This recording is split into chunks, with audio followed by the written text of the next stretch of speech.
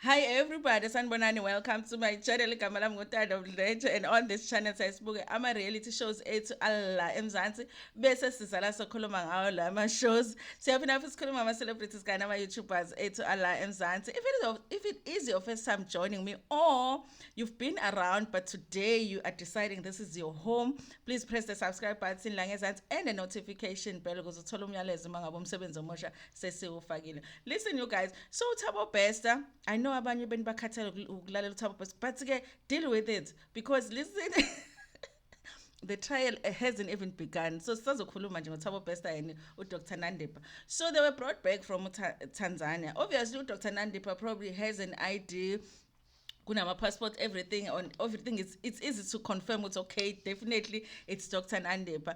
Whereas when it comes to Thabo Bester, it's another thing, you guys, because of course they're talking about him never ever having an ID. I don't know how the identification is being done. They're saying that they had fingerprints that they had taken of him when he was first arrested for the other crimes, and now the fingerprints prints match. Okay, but now it sounds like in Parliament they are not satisfied with that confirmation because, of course, this is a sneaky person that they have arrested. They want more than that, in terms of them confirming what it is him. Okay, now they were looking to see if they can have some kind of DNA done on Thabo Bester so that they can confirm what uyena.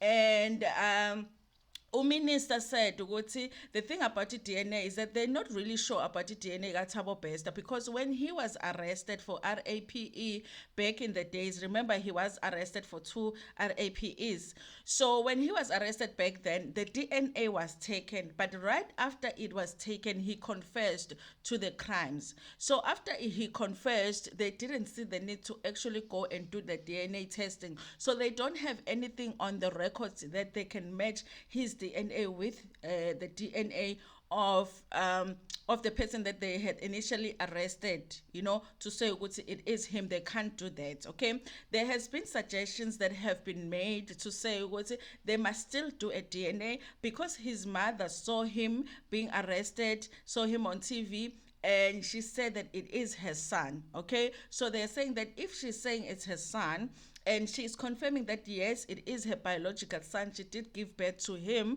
then to confirm that this is the guy that they are looking for, it is the Thabo Bester, then they need to do a DNA between her, umama kanye no Thabo Bester, to confirm what it is the Thabo Bester that we're all talking about.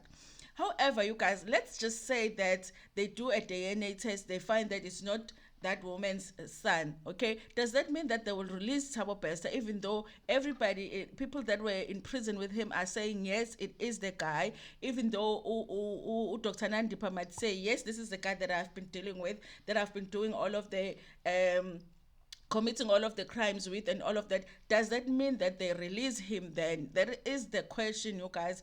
And also, does that mean that possibly Thabo Bester is not the Facebook artist that had been arrested before? All of those things, I guess the parliament is feeling like those things need to be we can't just assume that Thabo Bester is a guy that was scamming long ago, but there's nothing on paper that confirms that he really is the guy. Before they move forward, they need to do that. So yes, I think that they had said that they're going to do the DNA between him and the mother, you guys. Also, when it comes to the private jet or the private flights that they used to bring Dr. Nandipa and Thabo Bester back to the country, and now they confirmed that they actually spent 1.4 million rand. Okay, we are dealing with load shedding in this country, but they took 1.4 million rands and spent it on bringing Thabo Bester and Dr. Nandipa back to the country.